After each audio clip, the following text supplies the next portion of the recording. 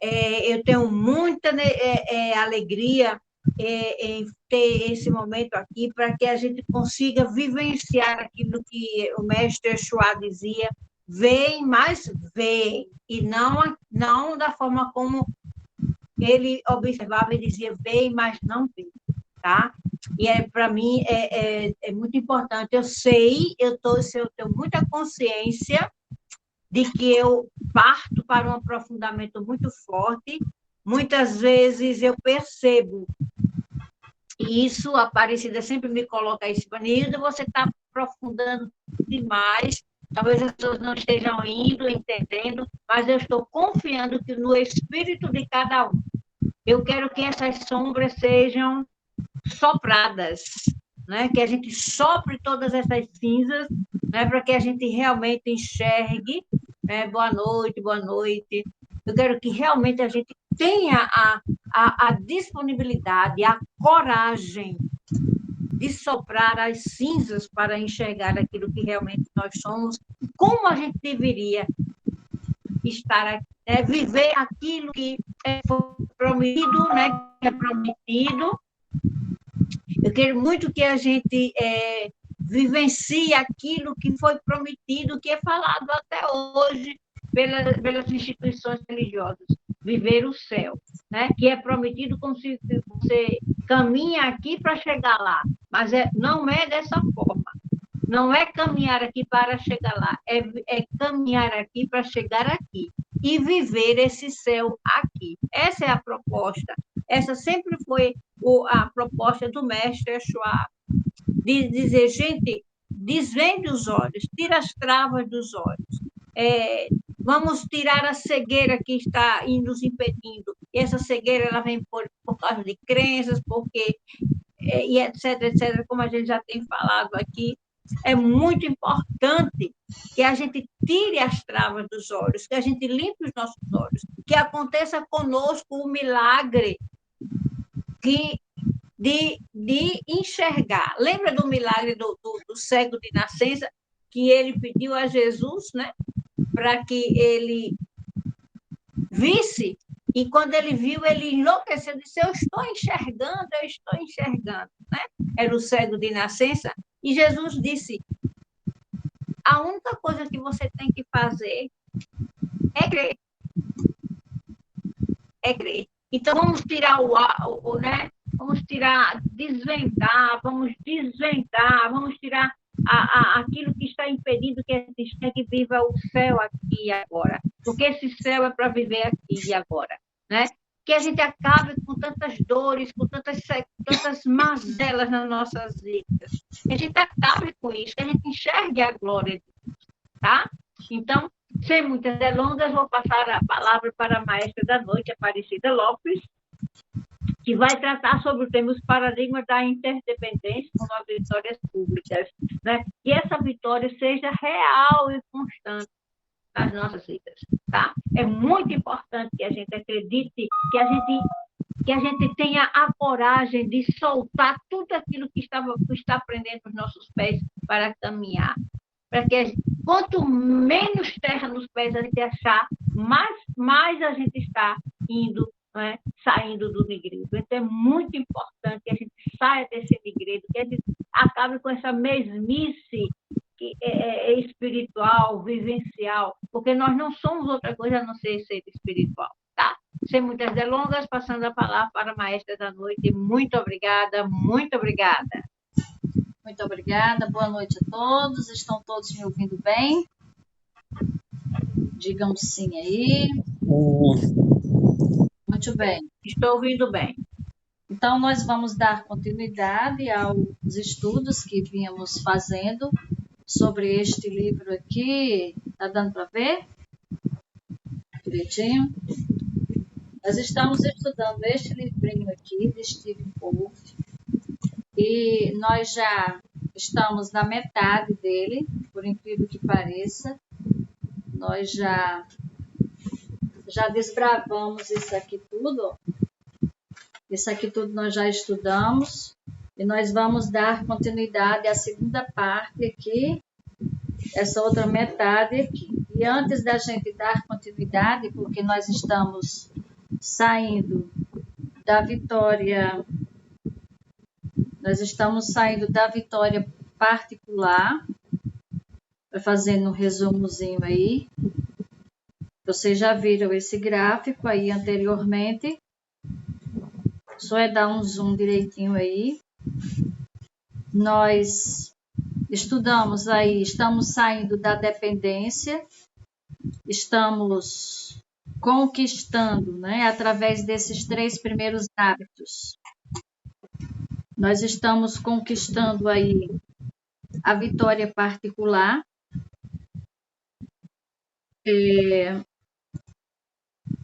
né, a vitória particular, estamos saindo desses 3 primeiros hábitos e estamos indo para a vitória pública. Tá faltando aí, não estou vendo aí, não está dando para ver, acho que foi algum problema aí o hábito 1, que seja proativo, né? Aí comece com o objetivo em mente, primeiro o mais importante. Então, nós vimos todos esses hábitos e tivemos algumas aulas antes desses hábitos, e antes da gente iniciar, né, nós vamos começar a estudar a independência para a interdependência, vamos nesse caminhar aí. E antes de a gente estudar detalhadamente o hábito 4, nós vamos ver uma aula hoje bem interessante, um estudo bem impactante, eu diria. Então, aí um resumozinho da vivência do processo, né? Voltando aí à metáfora aí do computador, o hábito 1 que diz você é o programador, né? Você é o criador. O hábito 2, você escreve o programa, e o hábito 3, viva o programa ou rode o programa. E viver o programa depende principalmente da nossa vontade independente, disciplina, integridade e comprometimento. Então, um resumozinho aí bem básico, mas eu vou voltar aqui para esse slide aqui.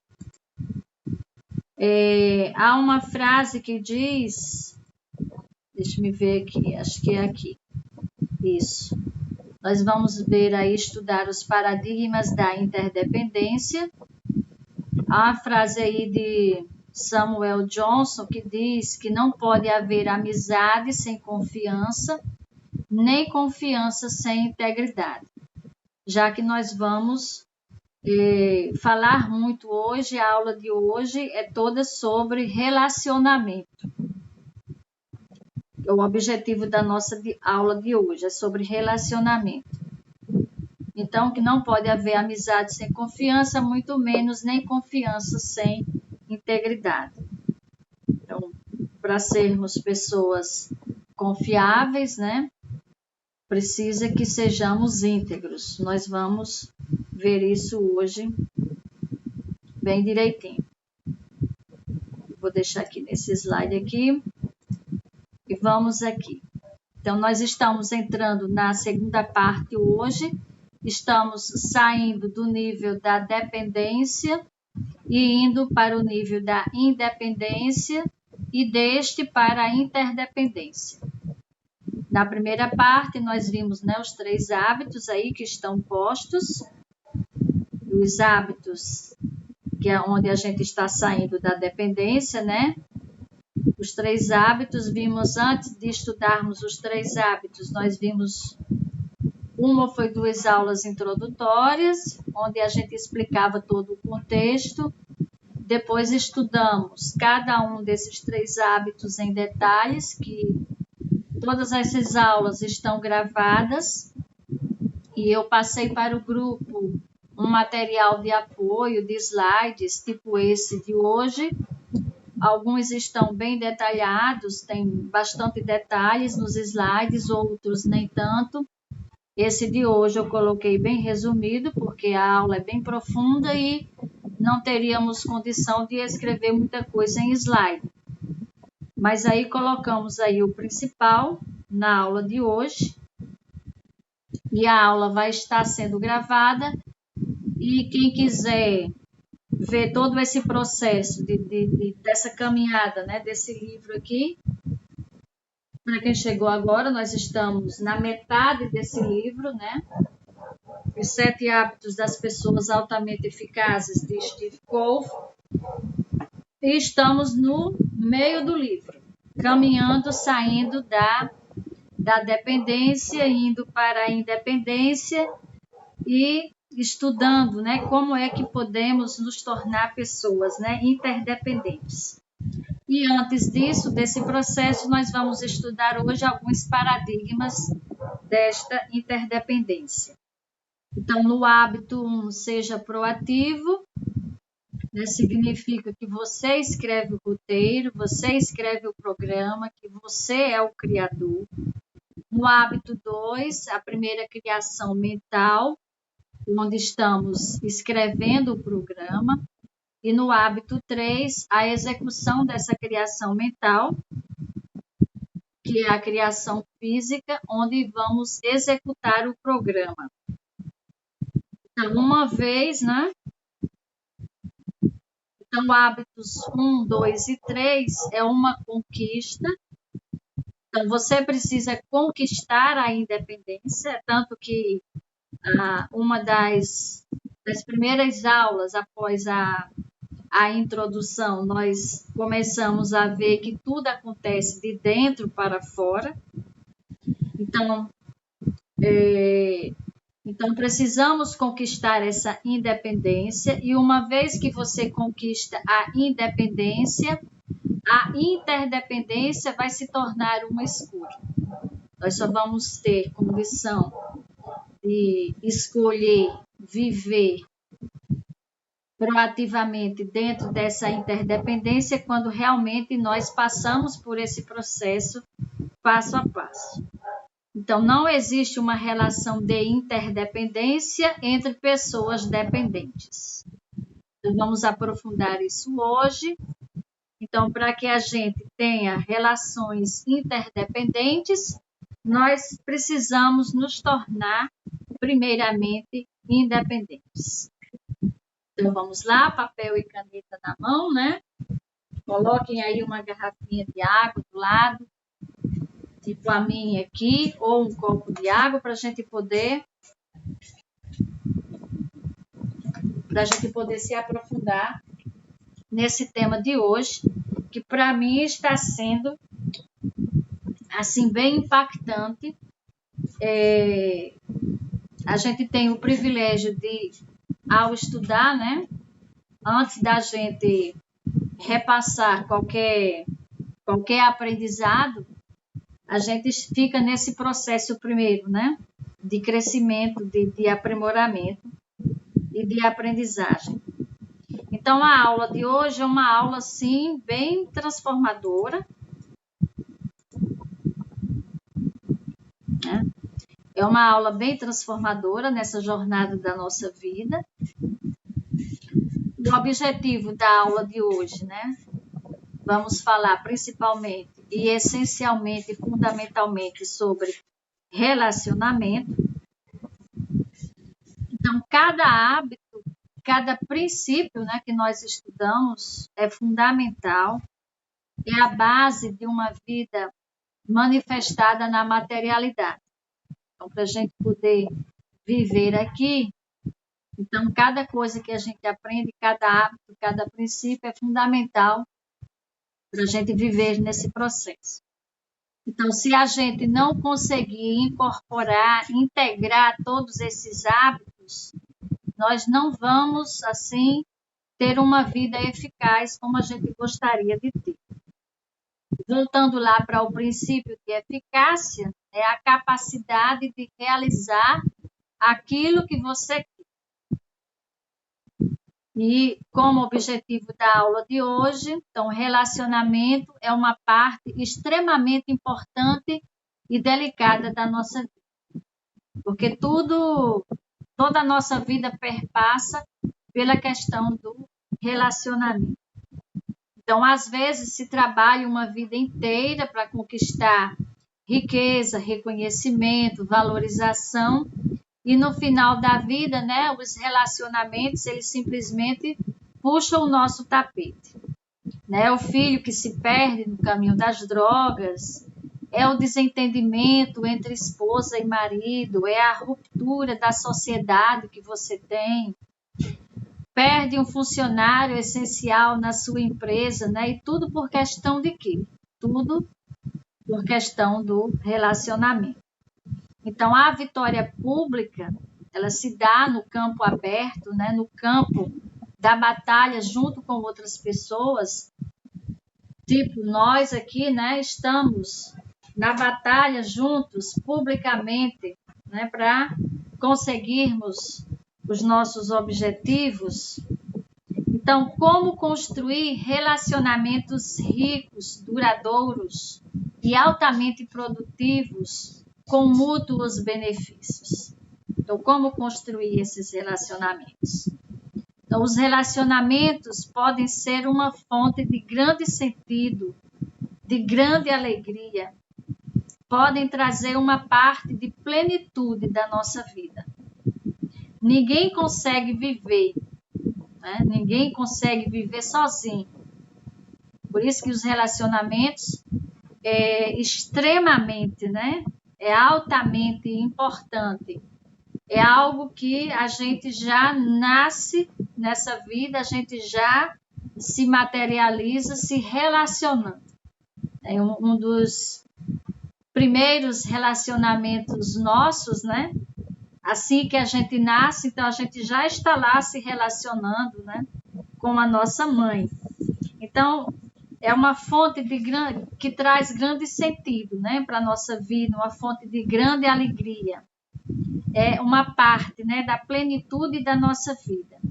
Porque ninguém consegue viver sozinho, mas ao mesmo tempo, né, em que esses relacionamentos podem nos trazer plenitude e, ao mesmo tempo, eles podem ser também uma grande fonte, né, de frustração, de sofrimento, de ansiedade, de angústia. Qualquer pessoa que já passou por uma briga, né, com o pai, com a mãe, com o noivo, com a noiva, né, para quem já teve uma separação, um divórcio, né, sabe bem o preço, né, dessa ruptura, né, desse relacionamento importante.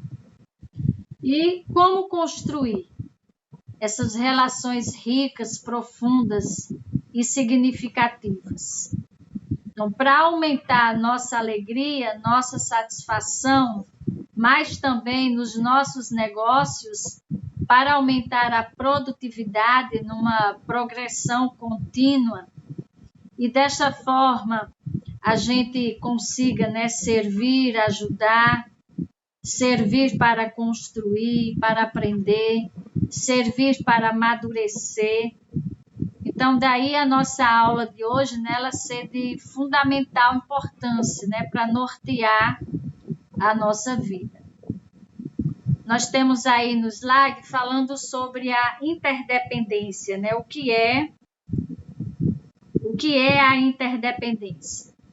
Que diz aí que a interdependência eficaz só pode ser construída numa base de independência real. Por que numa base de independência real? Porque tudo é um processo. Toda a nossa vida é um processo. Então, se você é dependente e você tem outra pessoa que é independente, então você não consegue ter uma relação de interdependência. Porque a sua relação com essa outra pessoa é de dependência. Então, você depende dessa pessoa e sempre que você depender, né, de outra pessoa, essa relação ela fica tremendamente impactada por essa dependência. Então, a gente percebe isso justamente nos relacionamentos. Então, está aqui uma pessoa que é dependente, aqui uma pessoa que é independente. Então, quando você tem uma relação de dependência com uma pessoa que é independente, não tem como acontecer de fato e verdadeiramente um relacionamento rico, né? Um relacionamento, digamos assim, saudável.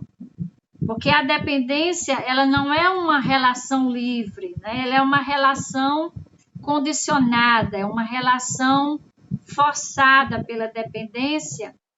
E isso acontece muito entre quem? Muito entre os sócios, entre dono e funcionário. Muitas vezes, né, o funcionário é dependente do emprego, e daí essa relação de dependência e independência fica bastante complicada, bem complexo. E não é muito bom por se sentir, a pessoa vai se sentir dependente do salário, dependente do emprego, ou fica numa dependência afetiva, amorosa, né, com outra pessoa. A relação ideal realmente a relação ideal é a relação de interdependência. E por isso que nós vamos estudar hoje esses paradigmas da interdependência, porque é muito importante, fundamental, que a gente compreenda como que se dá, né, essas relações, como que se dá esse relacionamento.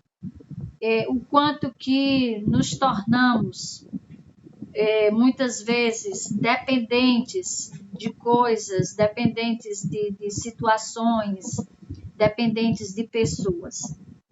Então, mas para que você tenha uma relação de interdependência, então a gente precisa, primeiramente, ser uma pessoa independente. É o princípio, né, que Covey, né, nesse livro aqui, fala na abertura da vitória pública. Nós estamos caminhando, saindo da vitória particular e indo, né, para a vitória pública. Então, a vitória interna, a vitória pessoal, né, ela antecede a vitória pública. Antes das relações, das batalhas, né, junto com outras pessoas, então, se faz necessário que, primeiramente, né, essa vitória ela aconteça dentro da gente. É por isso que tudo começa de dentro para fora. Então, o que é que isso quer dizer na verdade? É que não podemos ter relacionamentos saudáveis se a gente não for uma pessoa independente. Porque a álgebra, né, diz Covey que ela vem antes do cálculo. Então, antes mesmo de você conseguir saber o que é um cálculo, né, você tem que conhecer um pouco de álgebra. Então, se você olhar para trás, se a gente for estudar o caminho da nossa vida, esse percurso, né, que nós estamos até esse presente momento, né? Então, a gente vai perceber que a gente não poderia ter chegado onde chegamos se não tivéssemos vindo pelo caminho que nós viemos. Então, é importantíssimo a gente perceber que esse caminho da maturidade, né? Esse caminho em que a gente veio percorrendo até o presente momento, então não poderíamos ter chegado até aqui se nós não tivéssemos vindo pelo caminho que a gente veio. Então não há outro acesso, né, para o lugar onde você está hoje, a não ser o caminho que fizemos. Se tivesse feito uma outra escolha, né, uma escolha diferente lá atrás, qualquer tipo de escolha que fosse, então esse lugar estaria pelo menos um pouco deslocado. Então, para a gente chegar à vitória pública, né, então a gente passa por esse processo da vitória pessoal, da vitória particular. E essa vitória particular, ela tem um caminho, ela tem um processo, ela tem um passo a passo, né? Então, porque não existem acessos diferentes do caminho que você trilhou para chegar onde você está. Não há atalhos, né? A gente não pode dizer casualmente, eu cheguei, né, casualmente aqui onde eu estou. Então, não existe um casualmente. O que existe é todo um caminho, né? Todo um processo dessa vitória particular para se chegar junto nas batalhas com outras pessoas da vitória pública. Então, não há como pular para relacionamentos duradouros, saudáveis, baseados na eficácia, se você não construir primeiro a maturidade e o caráter necessário para manter esses relacionamentos. Então, tudo que for saudável e duradouro na nossa vida, então ele tem que passar por esse caminho. Não há atalhos, não tem como a gente, eu vou cair aqui em relacionamentos, na vitória pública, de forma perfeita, maravilhosa, se eu não tiver passado por todo esse processo, né, de maturidade, por todo esse caráter construído, né, ao longo de uma vida. Porque o relacionamento, ele é um reflexo, ele é um condicionamento da maturidade e do nosso caráter. Se quisermos melhorar os relacionamentos, precisamos trabalhar a maturidade e o caráter. Então, nada acontece de graça e ninguém cai num lugar lindo, num paraíso maravilhoso, ninguém cai de paraquedas, sem ter passado antes por todo um processo.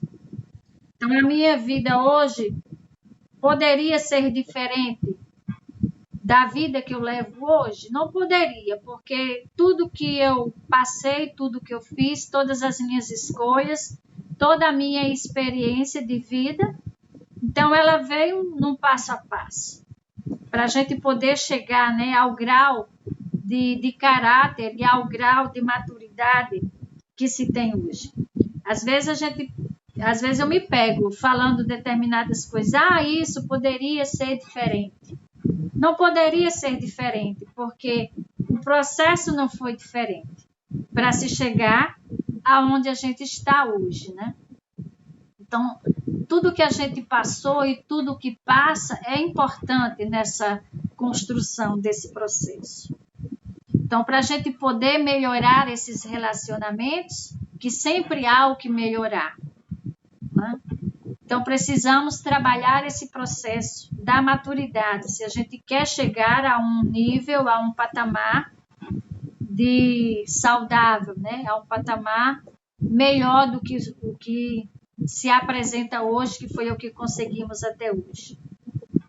Então, não se pode conseguir sucesso, né, com outras pessoas sem conquistar, né, o sucesso pessoal. Porque o sucesso pessoal está aí nesses 3 hábitos que nós estudamos, né? Se você não é uma pessoa madura, que tem a vida baseada em princípios, por mais que você seja uma pessoa popular, por mais que você tenha técnicas, né? Desenvolva técnicas de influência, por mais que seja uma pessoa carismática, por mais que seja um orador cativante, se você não tiver maturidade e caráter, você olhar para trás, né, do alto do teu sucesso, da tua fama, do teu reconhecimento, você vai ver que são relacionamentos estraçalhados que você quebrou ao longo do caminho. Então, não adianta querer, né, burlar, querer um atalho para se chegar num determinado nível, num determinado patamar.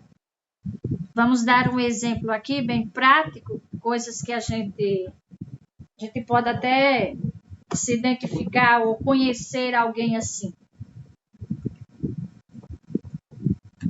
Então, por exemplo, né, uma pessoa que é extremamente cativante, extremamente carismática, mas ela faz isso, né, não com intenções de um caráter firme, né, não com intenções boas, né, mas ela constrói a vida dela, né, subindo, fazendo de outras pessoas escada, né. Então, ela vai tentando conseguir o sucesso pessoal, né? Através de outras pessoas, usando outras pessoas, digamos assim, fazendo o caminho dela, né? Fazendo outras pessoas de escada. Então, dá para se ver que essa pessoa, ela não tem uma maturidade, ela não tem ética, caráter necessário, porque, né, usou essas pessoas para conseguir o que ela queria. Então, ela usava o carisma, a eloquência, né? Usava a comunicação ou usa a comunicação para se dar bem. Segundo os nossos estudos, né? Usando a ética da personalidade e não a ética do caráter. E aí podemos ver, né, que outras pessoas, ao se relacionar, né, com essa pessoa que é assim, que ela faz de tudo para se dar bem na vida, para ter sucesso, não importando o caminho que ela está fazendo, ela visa única e exclusivamente a meta final, né? Não importa o que ela faça, né, durante esse processo, durante esse caminho, essa estrada que ela constrói. Aí outras pessoas vão também ter a mesma percepção, né? Que essa pessoa, ela quer se dar bem a todo custo, né? Então, todas têm a mesma impressão. Então, não dá para confiar nessa pessoa, que ela não cumpre o que promete. E todos reconhecem isso. Então, nesse processo da vitória particular, não se tem atalhos, né? Ou você é aquilo que você diz que é, ou você não é. Então, não há como pular de paraquedas nesse terreno de Scoville. Elas tentam, né, esses tipos de pessoas, elas tentam pular para os relacionamentos eficazes sem ter a maturidade e a firmeza de caráter necessárias para mantê-los. Então, é preciso seguir pela estrada. E muitas vezes, ou fundamentalmente, o importante é essa estrada que a gente caminha. Às vezes, o fim da viagem ele nem é tão interessante, mas o percurso, né?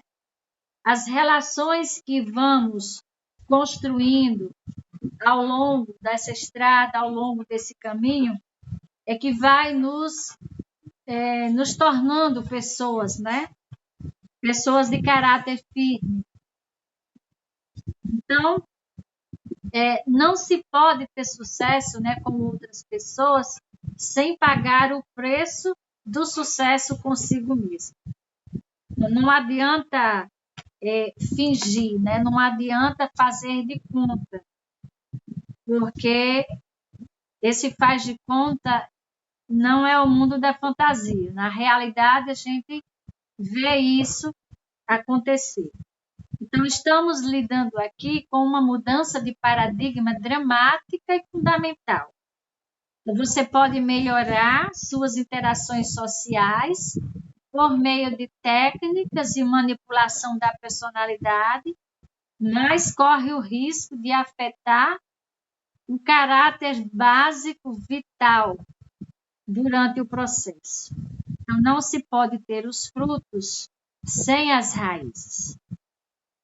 E o próprio Jesus já dizia que pelos frutos, né, se conhece a árvore. Então, não há como. Alguém pode até ludibriar ou se querer se enganar a si próprio. Mas os frutos, né, eles aparecem e quando os frutos aparecem, a gente sabe, né, de qual árvore veio. Então, é o princípio da sequência. A vitória particular precede essa vitória pública. O autocontrole e a disciplina pessoal são a base de um bom relacionamento com os outros. Certas pessoas dizem que você precisa, né, gostar de si mesmo antes de gostar dos outros. Então, este é um conceito que pode ter lá o seu mérito, né, e tem o seu mérito, mas se você não conhece a si mesmo, não controla a si mesmo, não tem poder sobre si mesmo, então vai ficar muito difícil, né, gostar de si mesmo, a não ser de uma forma superficial, né, de uma forma forçada. Então, o respeito real por si mesmo vem do domínio sobre a personalidade, vem da verdadeira independência. Nós estamos falando dessa conquista, né, dessa conquista pessoal, para chegar a essa independência e ter relações, por ser independente, ter conquistado a independência, conseguir relações de interdependência, onde nos relacionamos de forma saudável, sem dependência. Então, este é o foco, né, dos hábitos 1, 2 e 3 que nós estudamos. Então, a independência é uma conquista. A interdependência, por sua vez, vai se tornar uma escolha, que só pessoas independentes podem fazer. A não ser que você esteja disposto a conquistar a independência real, é perda de tempo tentar desenvolver técnicas de relações humanas. As técnicas de relações humanas podem até ter o seu valor, desde que estejam, né, fundamentados na verdade, né, estejam fundamentados em algo real. O ingrediente mais importante que depositamos em qualquer relacionamento não é o que dizemos ou o que fazemos, mas sim aquilo que somos. Esse é o ingrediente mais importante, né, para qualquer relacionamento. Se nossos atos e palavras derivam de técnicas de relações humanas superficiais, a chamada ética, né, da personalidade, que nós estudamos lá numa aula bem antes do hábito 1, nós estudamos a ética da personalidade e a ética do caráter. Que a ética da personalidade é justamente com essas bases, né, superficiais, com esse faz de conta que é assim. E não do nosso íntimo, né, daquilo que a gente se tornou, daquilo que a gente é. A ética do caráter. Então, as outras pessoas vão perceber essa duplicidade, né? Porque o ingrediente mais importante dos nossos relacionamentos é a gente ser o que a gente é, né? Não adianta simplesmente dizer ou fazer algumas coisas para haver essa conquista. Então, essa conquista real de si mesmo é viver aquilo que você é. Seremos simplesmente incapazes, portanto, de criar e manter as bases necessárias para uma interdependência eficaz, se for nessas bases, né? A habilidade e as técnicas que realmente fazem diferença nas relações humanas são as que fluem de modo quase que natural de um caráter verdadeiramente independente. Então, conforme eu disse, né? Então, essas técnicas, elas podem realmente funcionar. Não é proibido usar nenhuma técnica de relacionamento, contanto que elas tenham a sua, né, a sua fundamentação naquilo que você é, né, no seu caráter verdadeiro. Então, sendo assim, o local para se começar a construir qualquer relacionamento, então, antes de mais nada, tudo começa dentro de nós, porque tudo que acontece na nossa vida, né, ela vem de dentro para fora. Então, dentro do nosso círculo de influência, né, dentro do nosso caráter, daquilo que nós construímos durante uma vida inteira.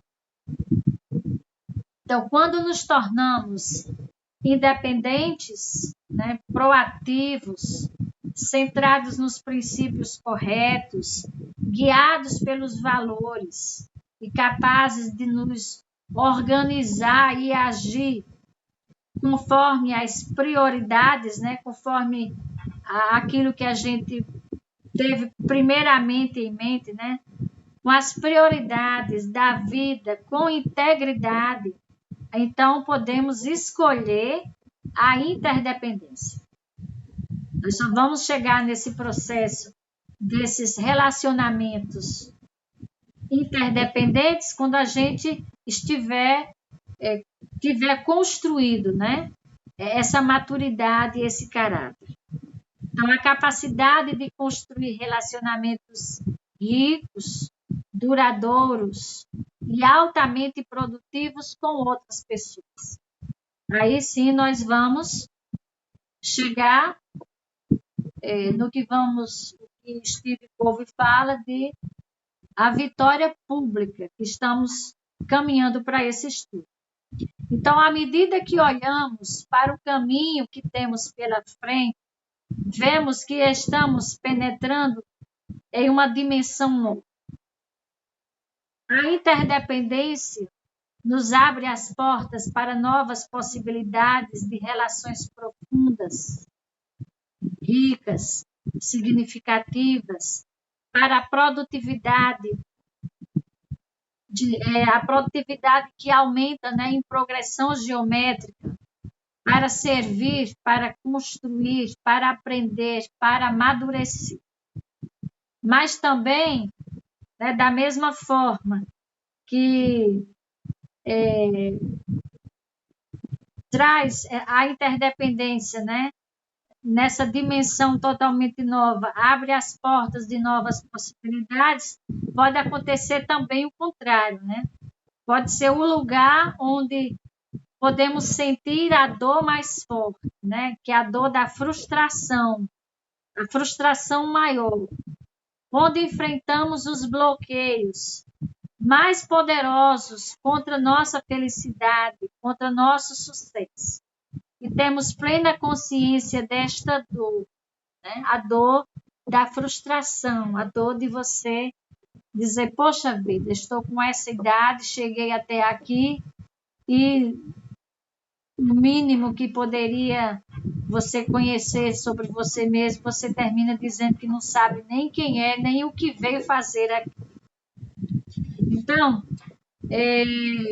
com frequência, né? Vou pegar aqui algumas partes do livro. Nós estamos aqui, ó, na metade desse estudo.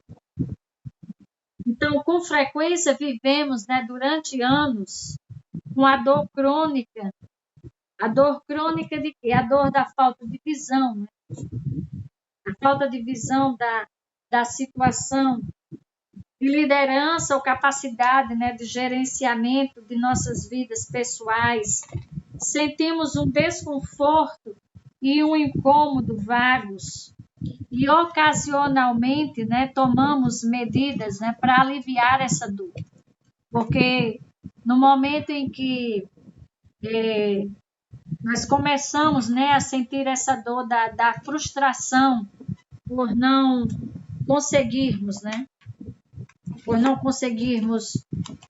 determinados níveis, né, na nossa vida, né, nesse processo que a gente vivencia, então a gente começa, né, a vivenciar a frustração, né, a vivenciar essa dor.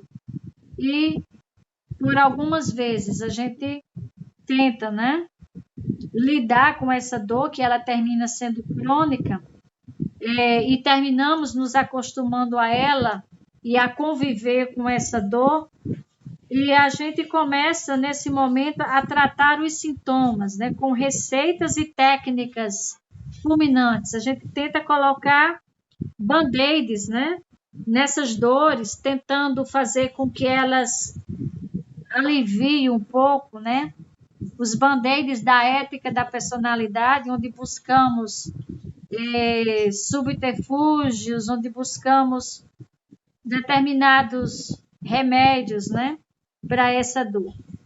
Não percebemos que a dor aguda é um desdobramento do problema crônico, que é um problema mais profundo. E até pararmos de tratar os sintomas e começarmos a tratar realmente do problema, então nossos esforços darão resultados, né, contraproducentes apenas. Nós conseguimos apenas mascarar ainda mais uma dor crônica, né? Essa dor da frustração, né? De não se ter conseguido, né, sucesso pessoal. Então, neste ponto, ao pensarmos nos relacionamentos eficazes com os outros, vamos retomar lá a definição inicial de eficácia. Então, dissemos que era um equilíbrio da produção e do P e do CP, né? O conceito fundamental da história da galinha dos ovos de ouro. Lembra da aula da história da galinha dos ovos de ouro? Onde a gente tinha o P, que era a produção, e o CP, que era a capacidade produtiva. Em uma situação interdependente, os ovos de ouro são a eficácia. Essa sinergia maravilhosa, os resultados gerados, né, por uma comunicação aberta e uma interação positiva com outras pessoas. E para conseguirmos esses ovos regularmente, né, precisamos tomar conta de quem? Precisamos tomar conta da galinha. Então, necessitamos criar e cuidar dos relacionamentos. Precisamos cuidar, né, dos relacionamentos que tornam essa realidade em resultados. Então, assim sendo, antes de encerrar esse reconhecimento prévio e penetrar nos hábitos 4, 5 e 6, que esses hábitos 4, 5 e 6 é o que está posto aí, né, no slide, né, nesse primeiro slide aí que eu mostrei. Eu fechei aqui, tá? Então, mas deixa eu abrir aqui de novo. Esses hábitos aí, 4, 5 e 6, então vamos introduzir, né, usando a metáfora da definição do equilíbrio, da produção e da capacidade produtiva, só que em uma realidade interdependente. Não voltou. Uma realidade interdependente. Eu esqueci que estava.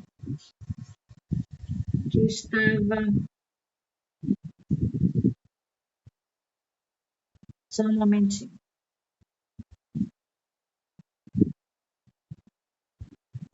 Estava apresentando o slide.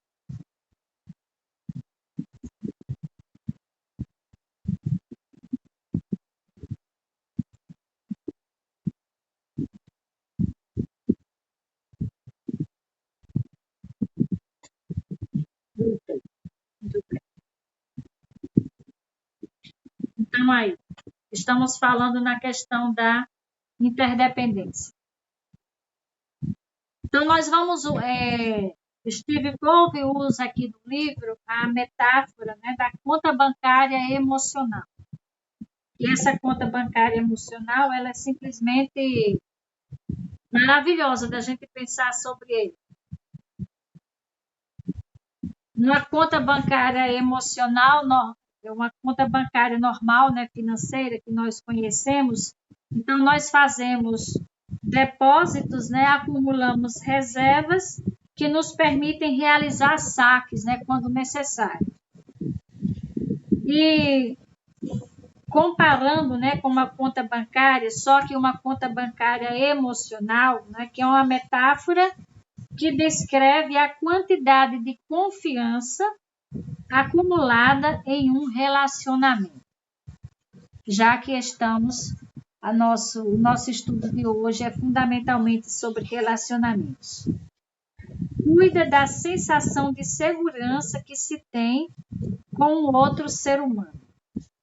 Então, por exemplo, se eu fizer depósitos na conta bancária emocional que eu tenho com você ou com vocês, né, através de quê? De cortesia, gentileza, honestidade, observação dos compromissos, né, que a gente assume aqui toda semana.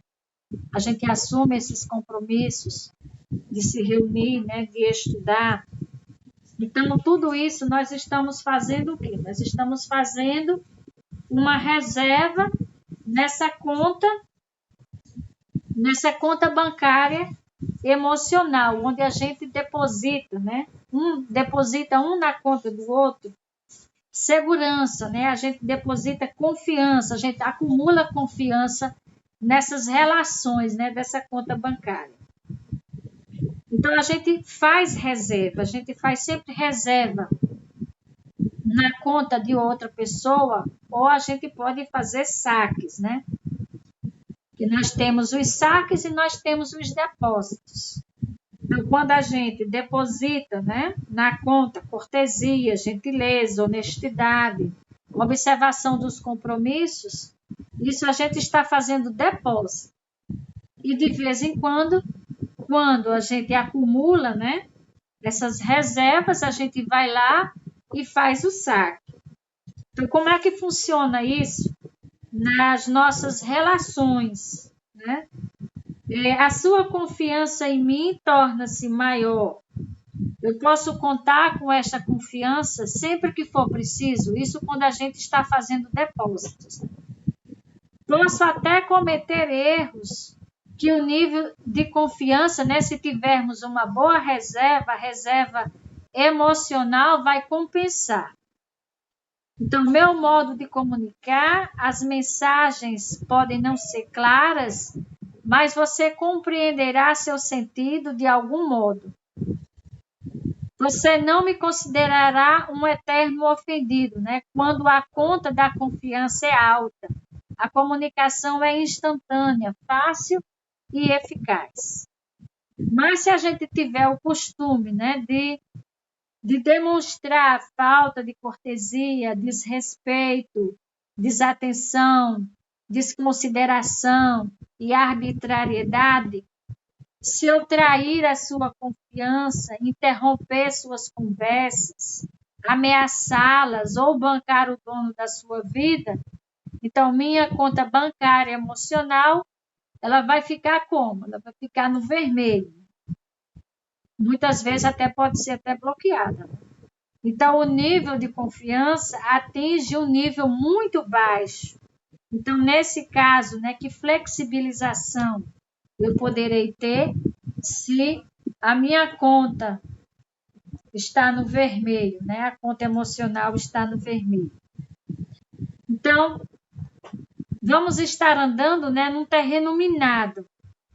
Então, a gente precisa ser muito cuidadoso com tudo que fala, né? Medir cada palavra, isso quando a conta está no vermelho. Né? Viver tenso, fazendo média, evitando ser pego de surpresa. Muitas organizações, né, estão cheias desse tipo.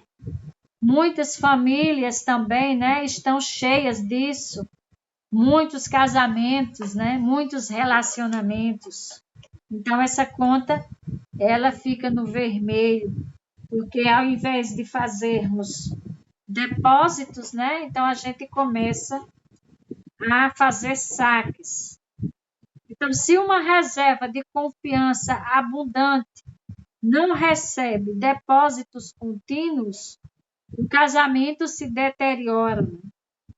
Em vez de uma comunicação rica e espontânea e do entendimento, a situação cai na acomodação, onde as duas pessoas simplesmente, né, tentam viver estilos independentes, de modo relativamente respeitoso e tolerante.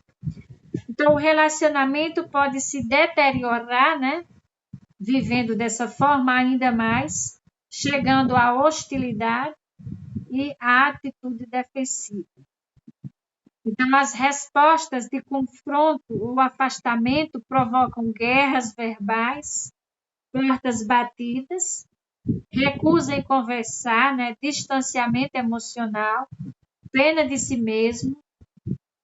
Isso pode acabar numa guerra fria, né? Onde você aparenta ou vive-se fingindo que está bem, né?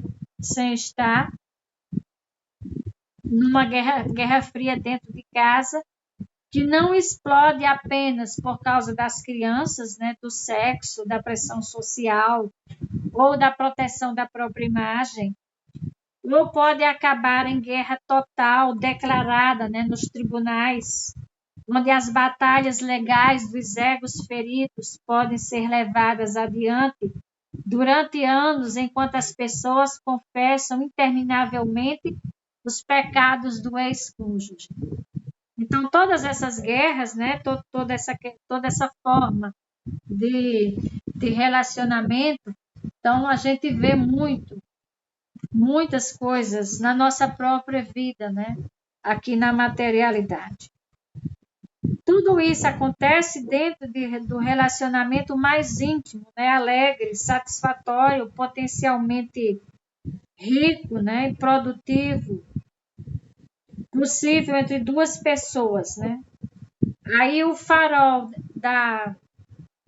daquele conceito que nós vimos, o farol da produtividade e da capacidade produtiva está aí, né? Podemos nos lançar contra esse farol ou podemos usá-lo como luz, né? Como guia na nossa vida. E nos relacionamentos mais constantes, como o casamento, por exemplo, então exigem depósitos mais frequentes. Quanto mais, né, os nossos relacionamentos eles forem aqueles relacionamentos mais frequentes, né, aqueles que a gente mais convive, né, relações de casamento, relações entre pais e filhos, relações no trabalho, né, com os nossos colegas de trabalho, com o chefe.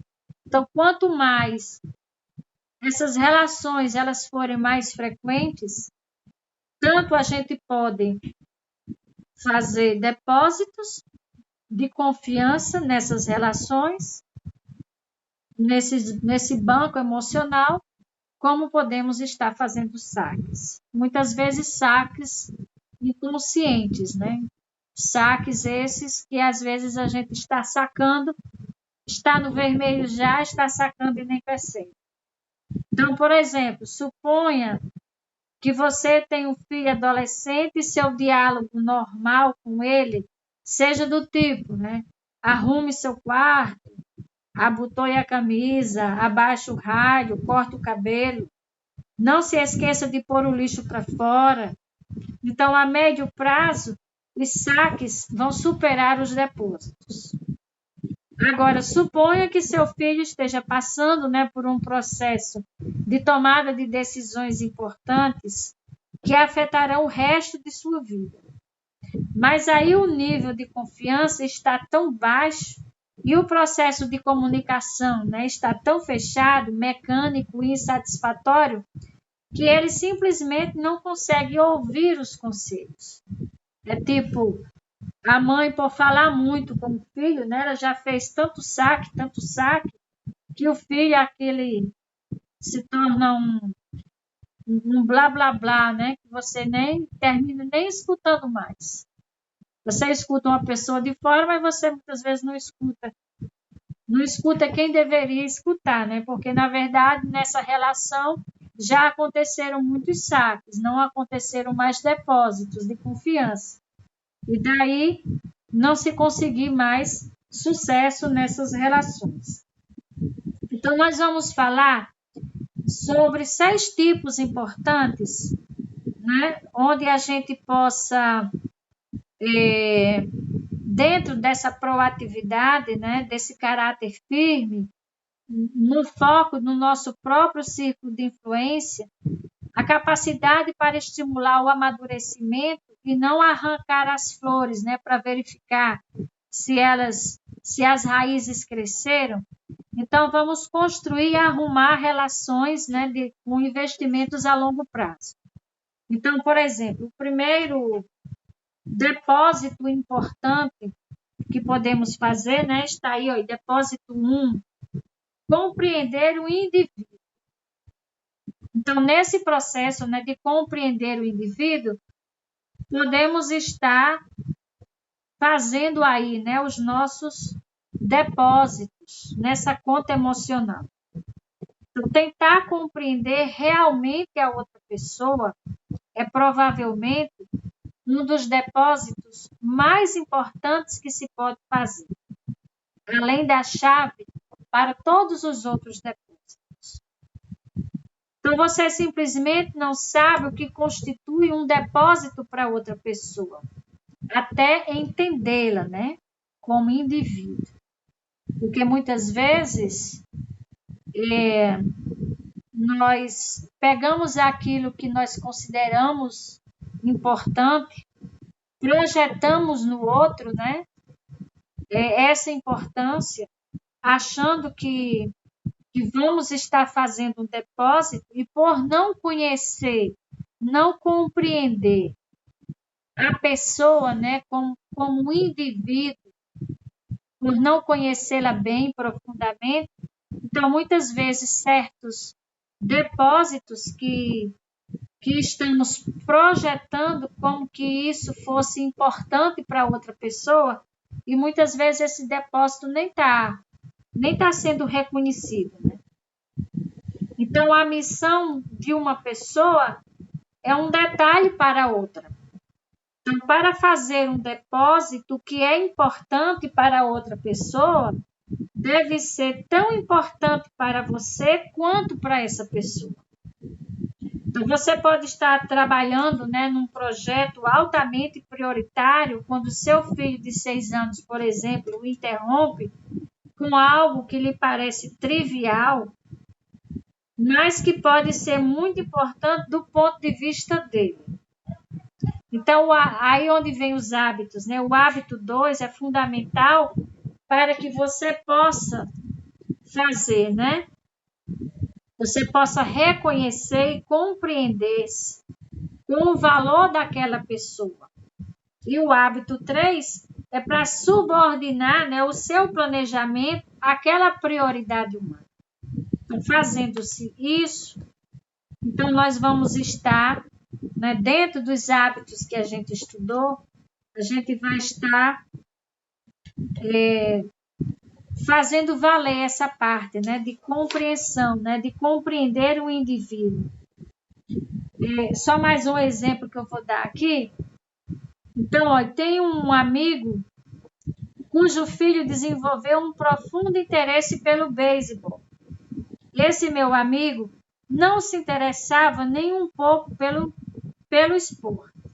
Mas durante o verão ele levou o filho para ver todos os times da categoria pelo menos uma vez. A viagem durou 6 semanas e custou um bom dinheiro, mas criou um forte vínculo de relacionamento. E perguntaram, né, a esse meu amigo quando ele voltou: mas você gosta tanto assim de beisebol? Aí o amigo respondeu: não, mas eu gosto muito de meu filho. Então ele fez isso, né, com a intenção de fortalecer, né, de criar esse vínculo forte com o filho, de compreender o outro. Então, para você realmente ter essa atitude, né, fazer esse depósito de compreender o outro, você tem que viver, né, ter o ponto do outro como algo realmente tão importante como que aquilo fosse para você, tivesse a mesma importância para você. Então, temos uma tendência, né, de projetar a nossa própria experiência naquilo que acreditamos que as pessoas querem ou precisam. Então, projetamos nossas intenções no comportamento dos outros, Nossa interpretação do que constitui um depósito se baseia em nossas necessidades e nossos desejos atuais, ou de quando tínhamos a mesma idade, né, ou atravessávamos uma fase similar de nossa vida. Então, se os outros não consideram nosso esforço como um depósito, nossa tendência, né, é considerar essa reação, né, como uma forma de rejeição às nossas boas intenções e desistir, né? Quando você tenta compreender o outro, mas compreender sob o seu prisma, né? Compreender sobre aquilo que você acha que é importante para outra pessoa e que a outra pessoa vai reconhecer isso. Mas se realmente não for um depósito de compreensão verdadeira, né, em que você realmente compreende e entende o outro ao ponto de tornar, né, de tornar aquilo essencial, né, entender em profundidade como indivíduo, né, de modo que você gostaria de ser compreendido e tratar essa função, né, em função dessa compreensão, então é bem diferente. Então esse primeiro depósito aí de compreender o indivíduo é um grande depósito que dá margem a todos esses outros que estão aí postos aí. O depósito 2 dessas relações nessa conta bancária emocional é prestar atenção às pequenas coisas. Então, as pequenas gentilezas e cortesias são muito importantes. A falta de cortesia, o descaso ou o desrespeito, mesmo mínimos, provocam um afastamento considerável. Nos relacionamentos, as pequenas coisas, elas se equivalem, né, a grandes coisas. Aí Steve Covey, ele conta a história aqui que ele tirou uma noite seria a noite de passar com os filhos. E foi para cinema, e foi para muitos lugares. E na volta, né, no cinema que ele foi com os filhos, um dos filhos adormeceu e ele continuou fazendo as atividades normais com o outro filho, né? E quando chegou em casa, que ele pegou esse filho que estava dormindo e colocou o seu casaco porque estava muito frio e o deitou na cama e tal, e ele voltou para ficar com o outro filho e ele começou a conversar e ele percebeu que esse filho não estava nem aí para a conversa dele, ele perguntando o que você achou, e o filho disse, legal, você se divertiu? Sim. De que você mais gostou? Sei lá. E quando ele percebeu, esse filho estava bem triste e choroso, né? E o que é que ele lembrou de toda essa relação desse dia com os filhos? Ele perguntou o seguinte, papai, se eu estivesse com frio, você me cobriria com seu casaco também? Da mesma forma que ele fez com o outro filho? Então, de todos os momentos daquela noite especial que passamos juntos, o mais importante foi um pequeno gesto de ternura, uma demonstração de amor inconsciente e momentânea para com seu irmão. Então, aquela experiência, né, serviu de lição e nos mostra que os depósitos verdadeiros, eles estão também, muitas vezes, nessa atenção, né, às pequenas coisas. Aquelas coisas que o outro gosta ou que não gosta. Então, às vezes, a falta de atenção a isso, ao invés da gente conseguir fazer depósitos na conta bancária de um filho, de um esposo, de uma esposa, enfim, de um chefe nosso no trabalho, às vezes essa falta de atenção, né, aos pequenos detalhes faz a diferença se a gente fizer um depósito e faz uma grande diferença se a gente também fizer um saque, né? Outro ponto importante, outro depósito importante, o depósito 3, honrar os compromissos. Então, honrar um compromisso ou uma promessa é um depósito enorme. Romper com o prometido é uma retirada imensa. Na verdade, provavelmente, não há retirada maior do que fazer uma promessa que seja importante para alguém e depois não cumpri-la. Quando uma nova promessa for feita, não terá credibilidade. As pessoas costumam alimentar suas esperanças com promessas, particularmente promessas sobre sua vida básica. Então, se você, eu, nós, se a gente não tiver a intenção de honrar um compromisso, então é melhor não prometer nada a ninguém. Porque ao invés da gente fazer depósitos, a gente pode estar fazendo saques, né?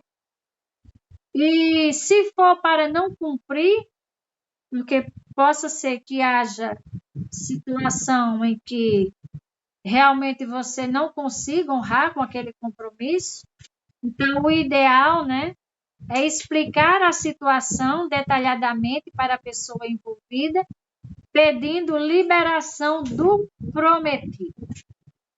Então, você me libera, pedir permissão. E aí vamos estar fazendo, sim, um depósito, não é?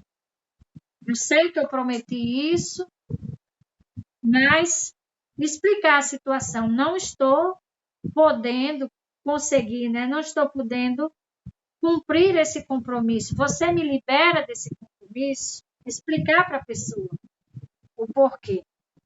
Porque senão, ao invés de estarmos fazendo um depósito, a gente pode simplesmente estar fazendo um grande saque. E o outro depósito, o depósito 4, esclarecer as expectativas. Muito importante isso. Imagine as dificuldades que podem enfrentar se seu chefe e você têm ideias diferentes quanto a quem cabe o papel de definir, por exemplo, qual é o seu serviço. Então, quando não conseguirei a definição de minhas tarefas?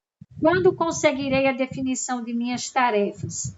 Por exemplo, você pode perguntar para seu chefe, sendo que nenhum dos dois esclareceu, né, as expectativas de um para com o outro. Aí o chefe diz assim, mas eu estou esperando que você prepare uma lista de tarefas para que possamos discuti-las juntos. Aí pensei que definir minhas tarefas fosse função sua. Isso não é função minha de forma alguma. Você não se lembra? Desde o início eu disse que as tarefas que desempenharia no trabalho dependeriam principalmente de você, mas eu entendi que a qualidade do meu trabalho dependeria principalmente de mim. E nem sequer sei qual é o meu trabalho, afinal. Então, expectativas pouco claras em termos de metas também prejudicam a comunicação e a confiança.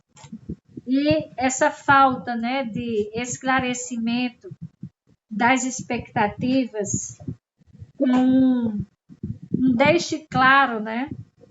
A gente vê muito isso quando a gente prepara, por exemplo, um plano de aula e na hora de dar essa aula, é importante que a gente deixe claro para o aluno, né, qual é o nosso objetivo com aquela aula. Então, quando você esclarece, né, as expectativas, quando você esclarece as coisas, que deixa tudo claro, então, nessas relações, nessa construção desse relacionamento, fica mais fácil, né? Você faz depósitos. Então, o depósito acontece ao deixarmos claras e explícitas as expectativas desde o início. Isso exige um investimento real de tempo e esforço no começo, mas economiza um bocado de tempo e esforços posteriormente. Quando as expectativas não estão claras e não são compartilhadas, as pessoas começam a se tornar emocionalmente sensíveis e basta o mal entendido para complicar tudo, criando choques de personalidade e falhas de comunicação. Então, esse depósito é muito importante que se deixe claro, né, o conjunto, né, para se chegar a esse conjunto de expectativas mutuamente aceitáveis. Um outro ponto, tão importante quanto, né, demonstrar integridade pessoal. Isso, nessa construção dos relacionamentos, como isso é importante, né? A integridade pessoal gera confiança, sendo a base para vários tipos de depósito. Já a falta de integridade pode minar a maioria dos esforços para criar contas onde a confiança é alta. As pessoas podem procurar entender, lembrar-se das pequenas coisas, manter promessas, esclarecer e preencher as expectativas e mesmo assim fracassar na construção de saldos de confiança se forem emocionalmente desonestas. A integridade inclui não só a questão de ser honesto, né? Mas de adequar a realidade, né, às nossas palavras. Ou seja, aquilo que eu penso, que eu falo e que eu faço, né? Para que haja uma integridade ao todo. Porque a integridade ao todo, né? Quando agimos assim, então nós estaremos vivendo a unicidade, né? Então, como professor, né, nós descobrimos, né, a chave para o todo é a unidade. Então, principalmente se a unidade está testando a paciência e o bom humor de muitos. Então, é o amor e a disciplina de um filho, de um estudante que comunica o amor dos outros. A forma como você trata um revela a maneira como você encara todos os outros. Porque, em última análise, né, todos somos um. Então, essa integridade, então, a forma como eu trato um, vai me mostrar, né, as atitudes, se elas são dúbias ou não. Então, por exemplo, bem interessante, de uma atitude dúbia, né, a essência da dubiedade, uma das formas mais importantes, né, de demonstrar integridade é ser leal a quem não está presente. Achei bem impactante isso. Ao agir assim, conquistamos a confiança daqueles que estão presentes. Quando alguém defende os ausentes, ganha a confiança dos presentes. Então, vamos supor que você e eu estivéssemos sozinhos e a gente começa, né, a conversar sobre as atitudes do nosso coordenador, do nosso supervisor ou do nosso chefe. E ali, nessa conversa, então a gente começa a demonstrar, né, o desafeto ou o desamor por determinadas atitudes. Mas aí, se você for realmente essa pessoa que demonstra essa integridade pessoal, né, o que aconteceria, né, se eu ou você, né, por exemplo, cometêssemos um erro? Porque essa atitude de estar falando mal por trás, então é uma atitude que deixa claro, né, de como eu me comporto na sua ausência, por exemplo. Então, você saberia que eu iria discutir suas deficiências, né, com outra pessoa. Foi o que você e eu fizemos, né, pelas costas do chefe, do supervisor, do coordenador. Então, você conhece a minha natureza. Eu o elogio pela frente e o critico pelas costas. Sabe disso porque viu quando tal coisa aconteceu. Agora, se ao invés de ficar discutindo, falando mal, você pode, se você for uma pessoa íntegra, né, que tem essa integridade pessoal, você pode dizer, eu concordo com certas coisas que você está falando, mas que tal você e eu nos reunirmos com fulano de tal para a gente discutir isso? Então, quando você é capaz, quando você é leal, pelas costas do outro, então isso realmente mostra, né? E prova a lealdade, né? A integridade pessoal. E essa integridade pessoal, né, vai conquistar, né, a confiança dos que estão presentes. Porque se você fala mal de seu amigo para mim, então quando eu sair, muito provavelmente você também pode falar mal de mim.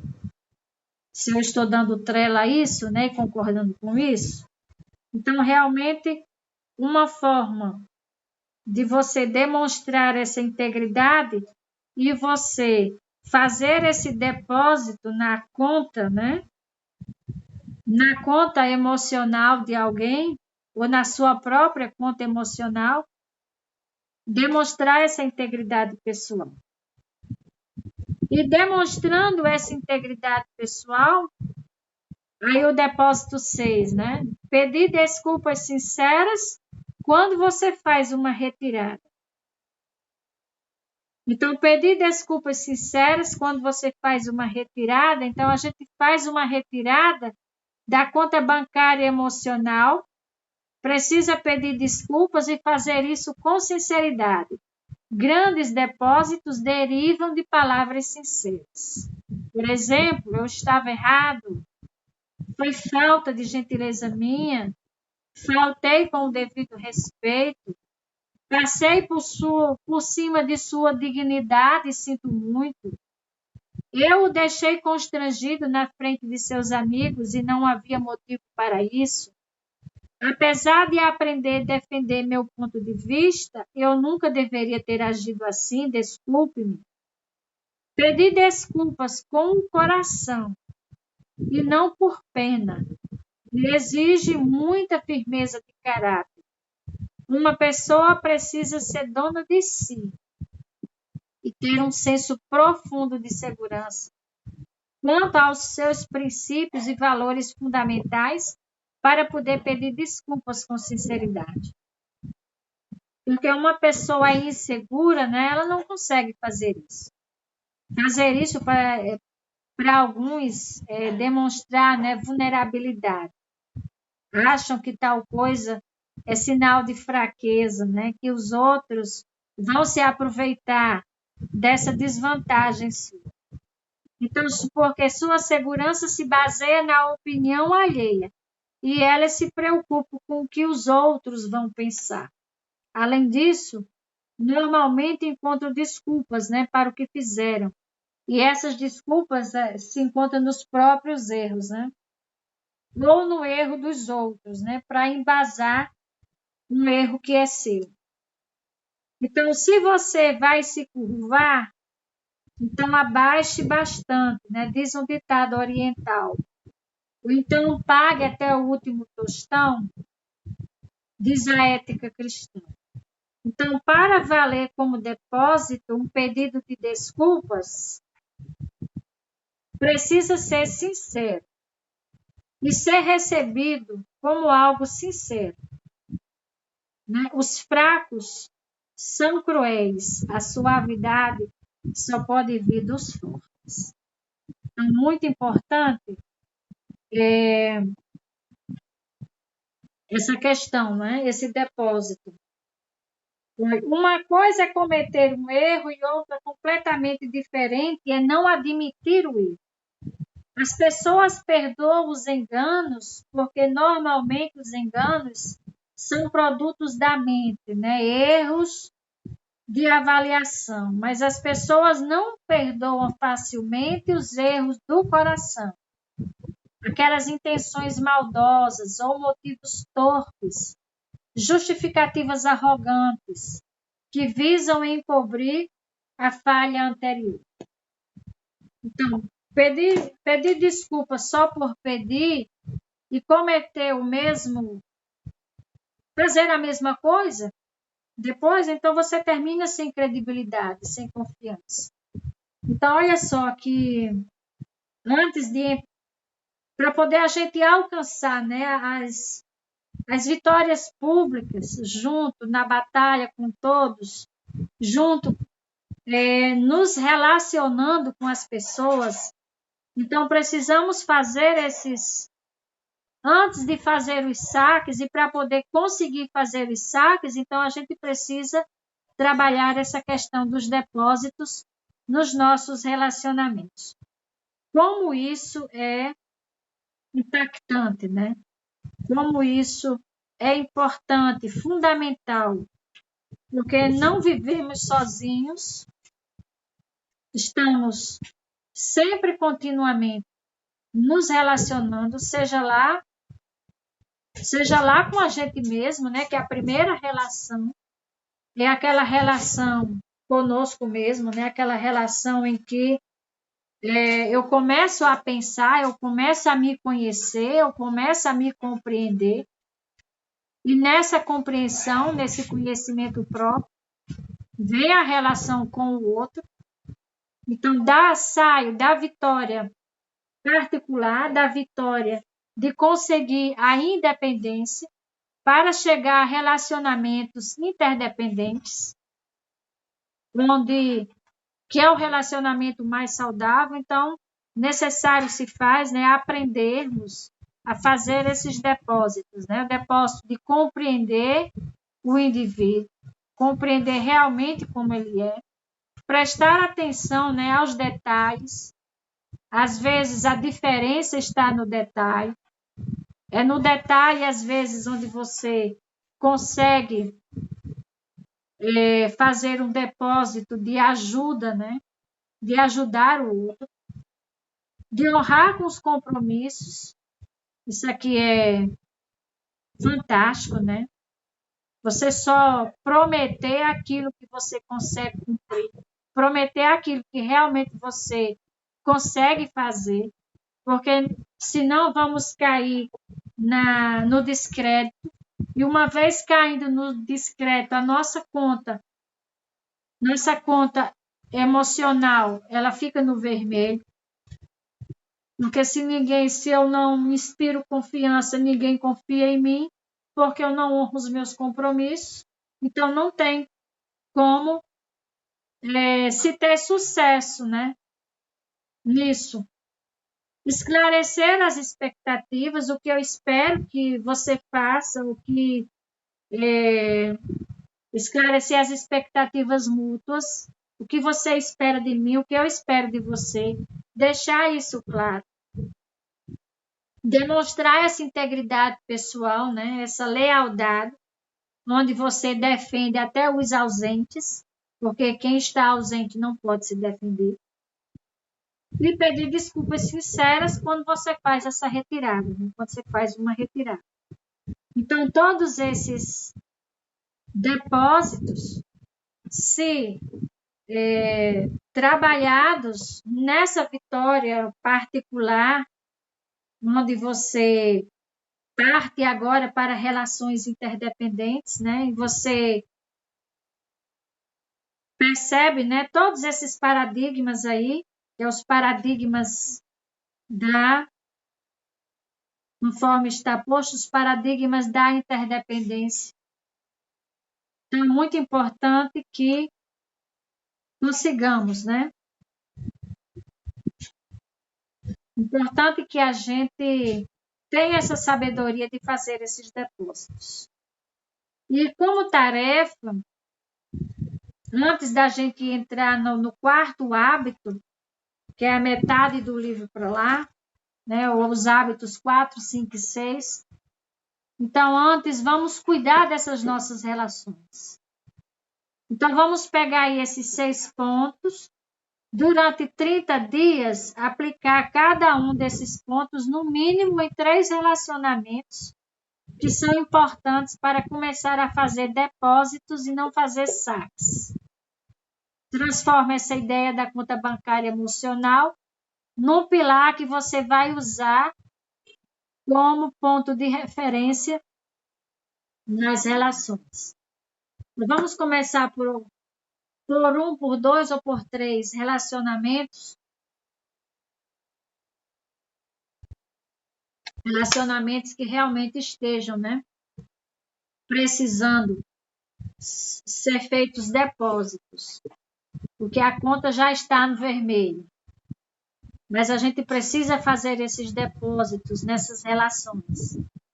Isso para melhorar os relacionamentos, porque o que conquistamos até o momento é fruto, né? Fruto de tudo aquilo, de passo a passo, de cada coisa que a gente fez para chegar onde está. Então, vamos pegar esses 6 pontos e aplicar, né? Com 3 relacionamentos, no mínimo. Então, essa é a nossa aula de hoje, né? O nosso estudo de hoje, a nossa reflexão de hoje. Que consigamos pensar realmente, refletir, né? Que estamos construindo, né? Um relacionamento é uma parte extremamente importante e delicada da nossa vida. Então, como construir relações ricas, profundas e significativas? Estamos fazendo depósitos ou estamos no vermelho, né, fazendo saques? Muito obrigada. Acho que foi um pouco longa, né? 1h e 1h30, 1h22. Mas aí, como estamos nos relacionamentos? Podemos começar agora a fazer os nossos comentários.